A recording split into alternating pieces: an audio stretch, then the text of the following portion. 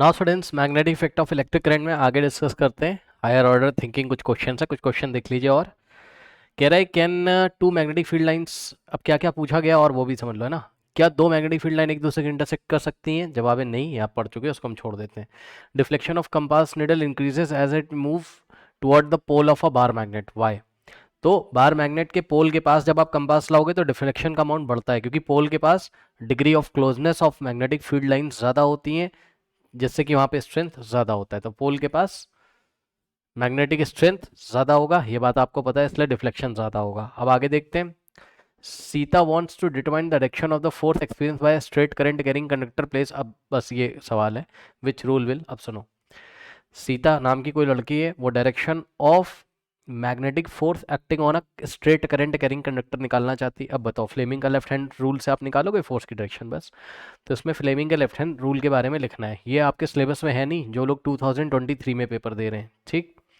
उसके बाद question number 5 बच्चों, पैरेलल में आप क्यों कनेक्ट करते हो इलेक्ट्रिकल अप्लाइंसेस को? ठीक, टू एडवांटेज बताने हैं, इलेक्ट्रिसिटी वाले चैप्टर में हमने पढ़ा। How would the strength of magnetic field due to straight current carrying loop will be affected? दो क्वेश्चन है इसमें, सुन लीजिए ध्यान से। बहुत आसान है बच्चों, मैंने आपको कई बार बताया है कि सर्कुलर लूप वाला जो टॉपिक है वो बहुत इंपॉर्टेंट है। तो सर्कुलर लूप में जो मैग्नेटिक फील्ड बनती है कहाँ? सेंटर पे, ओके। या मैग्नेटिक फील्ड स्ट्रेंथ सेंटर पे पूछे चाहे ना पूछे, बस आप देखो जरा, जैसे ये सर्कुलर लूप है, ठीक है स्टूडेंट्स। तो सर्कुलर लूप के सेंटर पे खासकर हम बात करते हैं कि इसके सेंटर पे जो मैग्नेटिक फील्ड स्ट्रेंथ बनती है वो कौन सी दो बातों पे डिपेंड करती है? तो जवाब है number 1, B is inversely proportional to the radius. ध्यान से सुन लो बच्चों, रेडियस को अगर आप हाफ करोगे तो मैग्नेटिक फील्ड डबल हो जाएगा। तो पार्ट 1 में इन्होंने यही करा है, क्या radius of the loop is reduce to half its original, मतलब पहले रेडियस कितनी थी? आर थी, अब इसने रेडियस क्या कर दी? रिड्यूस करके आर बाय 2 कर दी। तो अगर यहाँ मैग्नेटिक फील्ड स्ट्रेंथ सेंटर पे कितनी थी? बी, तो यहाँ कितनी हो जाएगी? 2b, बी का डबल हो जाएगा 2b, समझ गए? तो बस यही है। तो radius of the loop half करने से magnetic field will become double, लिख लोगे। फिर इसमें इसने पार्ट 2 में आंसर क्वेश्चन पूछा है जो कि ऊपर छुपा हुआ है, मैं आपको बता देता हूँ। पार्ट 2 में क्या किया है इसने? करंट डबल कर दिया। क्या कर दिया इसने? पार्ट 2 यहाँ करा देते हैं आपको, ठीक। तो बच्चों पार्ट 2 में इसने रेडियस नहीं चेंज किया, रेडियस आर का आर है, ठीक। लेकिन इसने करंट की वैल्यू क्या कर दी? डबल कर दी, ओके। करंट की वैल्यू क्या कर दी इसने? डबल कर दी, ठीक है स्टूडेंट्स। तो पहले इसमें आई करंट फ्लो कर रहा था, और अब इसमें कितना करंट फ्लो करेगा? 2i, ठीक है ना। तो करंट को अगर इसने डबल कर दिया तो मैग्नेटिक फील्ड स्ट्रेंथ भी डबल हो जाएगा। यहाँ मैग्नेटिक फील्ड स्ट्रेंथ कितना था? b, और यहाँ कितना हो जाएगा अब? 2b, बस, ठीक। रेडियस को हाफ तो मैग्नेटिक फील्ड डबल, क्योंकि रेडियस के इनवर्सली प्रोपोर्शनल, करंट को डबल तो मैग्नेटिक फील्ड डबल। क्यों? क्योंकि b is directly proportional to, b क्या है? Magnetic field strength is directly proportional to current, current को डबल, b डबल, बस हो गया, ठीक। तो ये क्वेश्चन पूछा गया था। आगे देखिए next question, where do we connect fuse, with a live wire और with a neutral wire? What happens if the fuse wire is connected to neutral wire? अब इसका आंसर जो लिखा है इसको आप कॉपी करने की कोशिश मत करना, मैं आपको आंसर बताता हूँ, ध्यान सुनो। हमने आपको लास्ट क्लास में बताया था कि फ्यूज को या स्विच को हमेशा कहाँ कनेक्ट करना चाहिए? लाइव वायर में। तो फ्यूज को लाइव वायर में क्यों कनेक्ट करते हैं, आइए हम आपको डायग्राम से समझाते हैं। यहाँ पे आ जाइए बच्चों, ये आपका डोमेस्टिक इलेक्ट्रिक सर्किट है, ठीक। चलिए इसी फ्यूज को ले लेते हैं, मान लो बच्चों, ठीक। अब मान लो कि ये फ्यूज, अभी देखो ये फ्यूज कहाँ, ये स्विच ऑन कर दो यहाँ से, ठीक। सब स्विच ऑन कर दो, ठीक है ना। अब देखो बच्चों, ये लाइव वायर है आपका और यहाँ फ्यूज हमने लगा के रखी है, इस फ्यूज को ही आप ले लो, ठीक। तो ये जो फ्यूज लगी हुई बच्चों, अब समझो जब ज़्यादा करंट आ जाएगी तो क्या होगा? ये फ्यूज मेल्ट हो जाएगा और करंट आगे नहीं जाएगी, कोई दिक्कत नहीं है। अब समझो ये स्विच भी ऑन है। अब मान लो मैं यहाँ खड़ा हुआ हूँ ग्राउंड पे, समझ लेना, और मैंने किसको पकड़ा है? बल्ब की बॉडी को। अरे भाई मान लो यार, बल्ब है या कोई रेफ्रिजरेटर कुछ भी है, उसकी मेटालिक बॉडी को मैंने पकड़ के रखा हुआ है, ठीक। तो देखो कितना फ़ायदा है, अगर तो वो लाइव में लगा हुआ है, ठीक। या फिर ये डायग्राम भी आपको ना भाई समझ में नहीं आएगा, एक मिनट मैं आपको आराम से बताता हूँ, ये कॉम्प्लिकेटेड आपको लगेगा, रुक जाओ, एकदम आराम से बताता हूँ, टेंशन नहीं कोई। ये मान लो कोई इलेक्ट्रिक बल्ब है या कोई इलेक्ट्रिकल डिवाइस है, कुछ भी है, क्या कर सकते हैं ना। ये लाइव वायर है, अरे भाई मान लो यार ये लाइव वायर है और ये न्यूट्रल है, ठीक। समझो अगर तुमने अपना फ्यूज़ यहाँ लगा दिया, मान लो ये फ्यूज़ है, ठीक, फ्यूज़ है, अच्छी बात है, लगा दो। क्यों? अगर यहाँ से ज़्यादा करंट आएगी तो ये मेल्ट हो जाएगा, और तुम मान लो यहाँ खड़े हुए हो, ठीक, और तुमने इसकी मेटालिक बॉडी को टच कर लिया, कनेक्शन यहाँ से टूट गया, कोई प्रॉब्लम नहीं है, कोई शॉक वॉक नहीं लगेगा, चाहे आप यहाँ फ्यूज़ लगा दो चाहे स्विच लगा दो। फ्यूज़ या स्विच के बारे में पढ़ा रहे हैं आपको। स्विच, एस का मतलब स्विच, ठीक। स्विच ऑफ कर दोगे, कनेक्शन यहाँ से ब्रेक हो जाएगा, क्योंकि लाइव वायर होता है तुम्हारा 220 वोल्ट पे, ठीक। और ये न्यूट्रल है नीचे वाला, तो न्यूट्रल होता है तुम्हारा 0 वोल्ट पे, ठीक। तो लाइव वायर से जब, समझ रहे हो ना भाई, यहाँ से ब्रेक कर दिया ये सर्किट, फ्यूज मेल्ट हो गया, और चाहे स्विच ऑफ कर दिया, आप इसको टच करो कुछ नहीं हो, क्योंकि तुम भी ग्राउंड पे खड़े हो 0 पोटेंशियल पे और बल्ब भी 0 पोटेंशियल पे है, तो दोनों का पोटेंशियल अभी सेम है, कोई करंट तुम्हारी बॉडी से फ्लो नहीं करेगा। समझो, एक तो ये चीज़ है। दूसरा, अगर तुमने ये गलती कर दी होती, ये लाइव है, ठीक, ये तुम्हारा बल्ब लगा हुआ है, ठीक, और ये न्यूट्रल है, और तुमने फ्यूज या स्विच यहाँ लगा दी होती, फ्यूज या स्विच तुमने यहाँ लगा दी होती, तो गलती कर दोगे भाई तुम। कैसे? लाइव होता है हमेशा 220 वोल्ट पे। सुन लो, मान लो ज़्यादा करंट आ गई तो फ्यूज़ तो मेल्ट कर जाएगा ये वाला, कोई दिक्कत नहीं है। स्विच ऑफ कर दो तुम, कोई दिक्कत नहीं, यानी कि यहाँ से सर्किट ब्रेक हो जाएगा,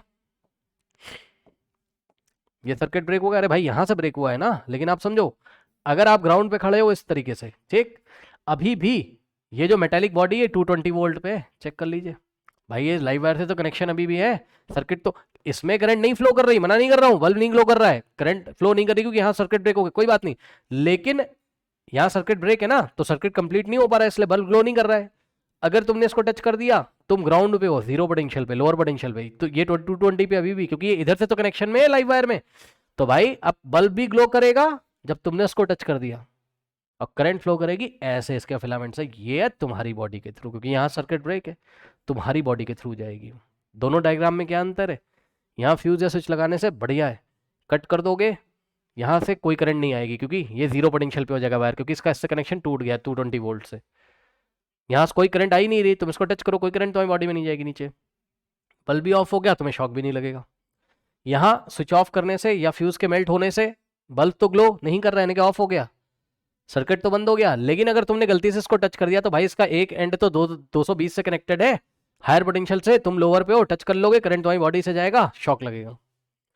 समझ गए? तो ये सब कहानियां तुम्हें लिखनी है डायग्राम बना के, चाहो तो स्क्रीनशॉट ले सकते हो। ओके चलो अब देखो, कह रहा है is it possible to change the polarity of electromagnet, यानी कि इलेक्ट्रोमैग्नेट की पोलैरिटी तुम चेंज कर सकते हो।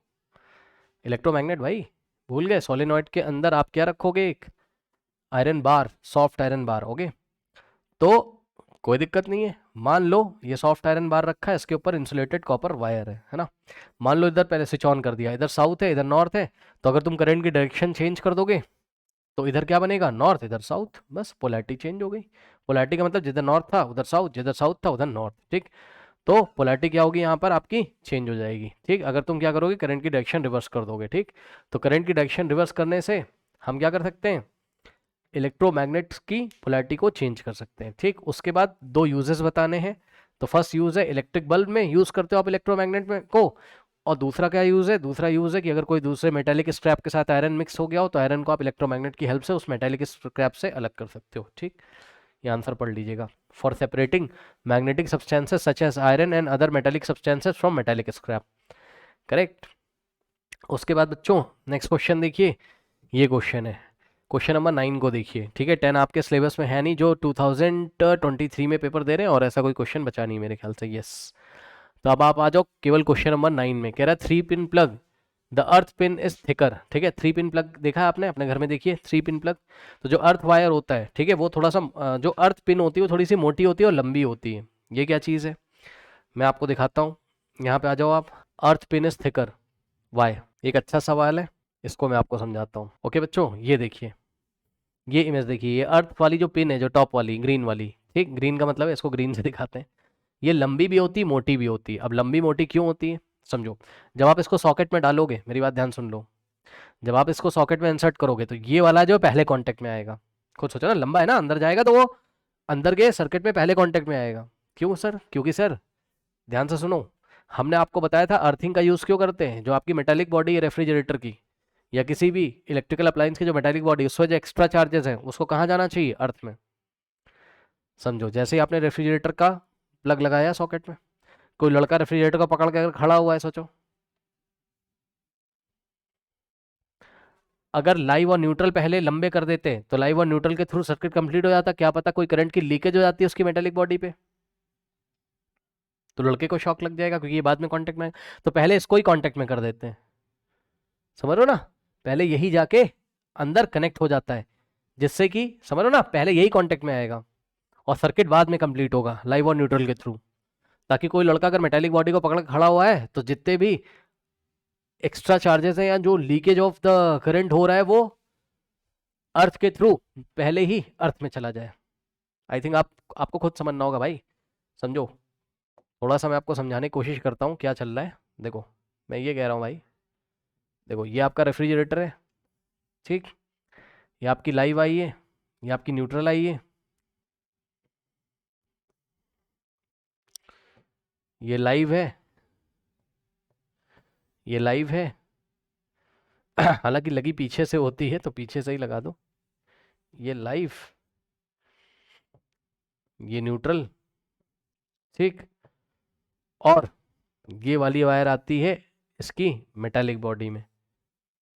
तो जैसे इसको लगाओगे आप सबसे पहले तो ये कांटेक्ट में आएगा ना, तो अगर यहाँ कुछ एक्स्ट्रा चार्जेस हैं इस पे, ठीक, या अभी एक्स्ट्रा चार्जेस आ गए इन दोनों कांटेक्ट में आने से, या वैसे हम ये मान के चलते हैं इस पे कुछ एक्स्ट्रा चार्जेस हैं पहले से मान लो, तो सारे चार्जेस कहाँ चले जाएंगे, अर्थ में। इसी तरीके से जब इसको स्विच ऑफ करोगे यानी कि इसको सॉकेट से ऐसे बाहर निकालोगे, जब बाहर निकालोगे तो काफी देर तक ये कांटेक्ट में रहेगा ना, ये दोनों तो पहले ही निकल जाएंगे, ये लाइव न्यूट्रल पहले निकल जाएंगे, तो अगर कुछ एक्स्ट्रा चार्जेस अभी भी हैं तो वो अर्थ के थ्रू कहाँ चले जाएंगे, अर्थ में। ये चीज़ है, तो ये पहले ही एंट्री करता है और देर तक अंदर रहता है, अंदर रहने का मतलब है देर तक ये कनेक्शन में रहता है, ठीक। पहले जाने से क्या फायदा है कि अगर कोई करंट का लीकेज है तो पहले ही अर्थ में चला जाएगा, और देर तक जब आप सॉकेट में निकालते हैं सबसे एंड में यही निकलता है, ये दोनों छोटे पहले बाहर आ जाएंगे, लास्ट में बाहर आता है, तो लास्ट तक कांटेक्ट में रहता है, यानी कि जितने भी एक्स्ट्रा चार्जेस हैं मेटालिक बॉडी पे वो अर्थ में चले जाएंगे, तो कोई भी एक्स्ट्रा चार्ज मेटालिक बॉडी पे नहीं रहेगा, वरना उसको आप टच करोगे तो आपकी बॉडी के थ्रू जाएगा ना, आपको शॉक लगेगा। दूसरा ये फायदा है, ये तो पहला फायदा है, ठीक, तो दूसरा ये फायदा है कि ये थिकर होता है, मोटा होता है, अगर ये मोटा है तो उसका क्रॉस सेक्शन एरिया कैसा है, ज़्यादा है, तो उसका क्रॉस सेक्शन एरिया अगर ज़्यादा है तो उसका रेजिस्टेंस क्या होगा, कम होगा, ऐसे समझो।